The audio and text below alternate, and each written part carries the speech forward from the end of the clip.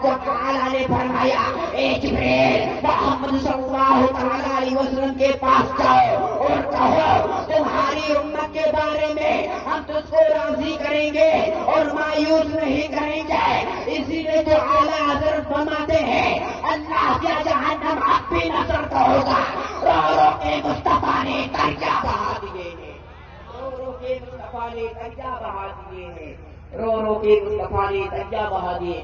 میرے ملت کے نوجوانوں, پردہ نشی میری ماں اور بہنوں, اور سرکار دو عالم صلی اللہ تعالی علیہ وسلم کے کمال شفقت کو سمجھو, کمال محبت کو دیکھو کہ آقا کے دل میں اپنی گناہگار امت کا درد کتنا ہے, خطاگار امت کی فکر کتنی ہے, سیاہکار امت کا غم کیسا ہے, بدکار امت کی یادیں کیسی ہے, کہ پوری زندگی اپنی امت عاصی کے غم میں روتے رہے, پوری زندگی امت عاصی کے فکر میں آنسو بہاتے رہے, پوری زندگی اپنی گناہگار امت کو یاد کر کے آؤ وہاں کرتے رہے, پوری زندگی بارگاہ رب العزت میں فریاد کرتے رہے ربی حبلی امتی, ربی حبلی امتی, اے میرے رب میری امت کو میرے حوالے کرتے, میری امت کو بچا. ایک ماں کو جس قدر اپنی اولاد سے محبت ہوتی ہے اس سے کہیں زیادہ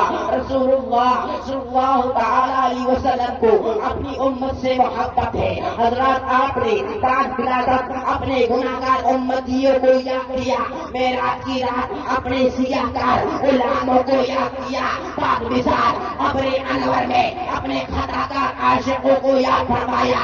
صرف اتنا ہی نہیں بلکہ بروز قیامت سب کو اپنی اپنی فکر ہوگی, مگر محبوب کو جہاں صلی اللہ تعالی علیہ وسلم کو ساری امت کی فکر ہوگی.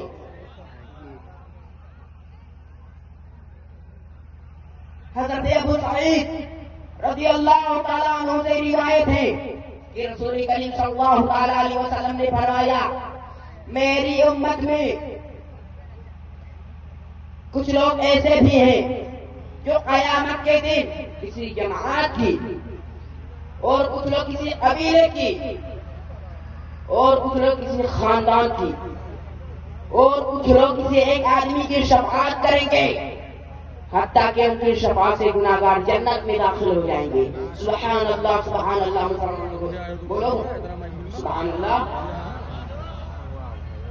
سبحان اللہ سبحان اللہ. مسلمانوں, آقا صلی اللہ تعالی علیہ وسلم کی عظمت و محبت پر قربان جاؤ کہ کل بروز قیامت سرکار کائنات صلی اللہ تعالی علیہ وسلم کے سر اقدس پر شفاعت کبریٰ کا تاج ہوگا, اور اپنے گناہگار امت کو چن چن کر جہنم سے نکالیں گے, اور ہمارے نبی تو شفاعت کریں گے ہی. آپ کی امت میں سے بھی کچھ لوگ ایسے ہوں گے جو گناہگاروں کی شفاعت فرما کر جنت میں داخل کریں گے.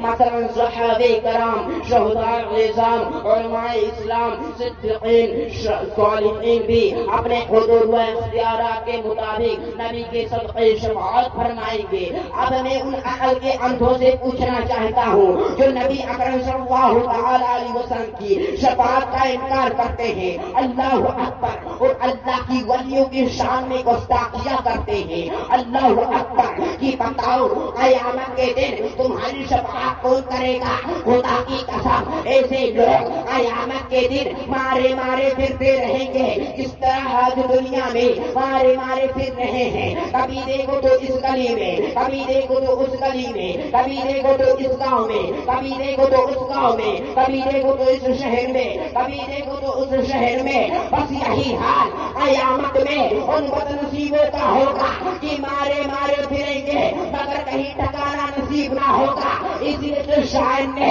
یہی خوب کہا ہے, مل سکتا نہیں خدا ان کا وسیلہ چھوڑ کر, غیر ممکن چڑھیے چکتے سے نہ چھوڑ.